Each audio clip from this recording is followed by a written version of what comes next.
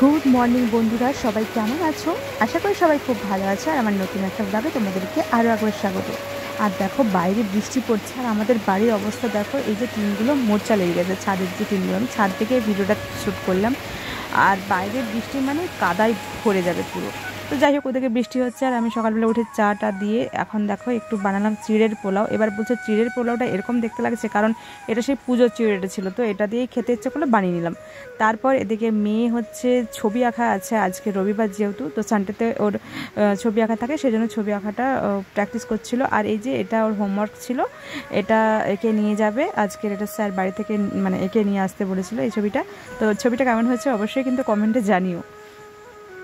তো ও এই সবে 1 বছর হলো ছবি আঁকা শিখছে।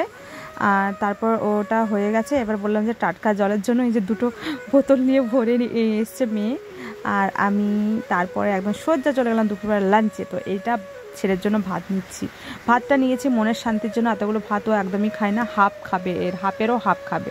তো যাই হোক, এখানে ভেন্ডি ভাজা, পটল ভাজা, আর ও পছন্দ করে আলু ভাজা, তো স্পেশালি ওর জন্য আলু ভেজেছিলাম একটু।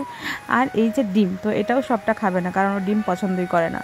তো চলো, খাওয়াতে খাওয়াতে পুরো 1-1.5 ঘন্টা সময় একদম পাক্কা আমার লেগেই যায়। তো কোনো দিন বসেই আমি ওকে খাওয়াই, ফোন দিলে পরে সেখানেও ফোনটা দেখে মুখটা করে চিপেই রাখবে। আর এই দেখো আজকে বাইরে বেরিয়ে মানে বাড়ির পেছন দিকে চলে এসেছে ওকে নিয়ে খাওয়াতে। এদিকে প্রচুর পরিমাণে মশা, আর এই যে খেতে খেতে হাতে লাগিয়েছে, এবারে ওটা না মানে পোছা পর্যন্ত খাবে না, মুখে একটুখানি কিছু লেগে থাকলে এরকম করে। তো যাই হোক, ওকে খেতে দিতে দেখো মুরগিগুলো চলে এসেছে, মুরগিগুলো আমাদের।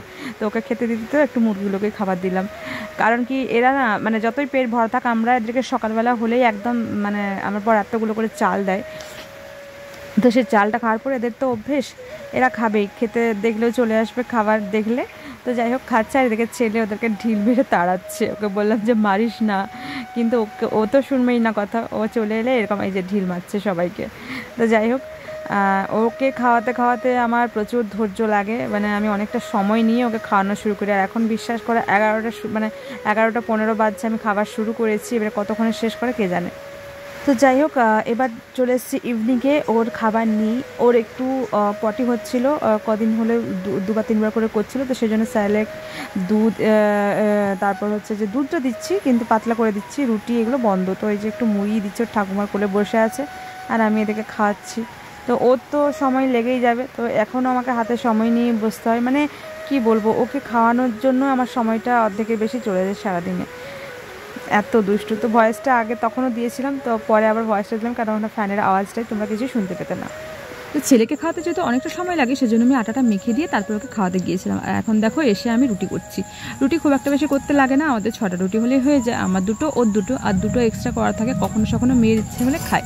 যেমন আজকের একটু চিকেন করেছি, তো সেজন্য ও খাবে। তো এই দেখো চিকেনটা। তো যাই হোক, ও আজকের আমাদের ডিনারে এটাই আছে। তো চলো, আজকের ব্লগটা আর বেশি বড় করছে না, আজকে এইটুকুনি খানি দিলাম। তো ভালো লাগলে ভিডিওটা লাইক কমেন্ট শেয়ার করো, আর চ্যানেল নতুন হলে সাবস্ক্রাইব করে পাশে থেকে করতে। চলো, বাই।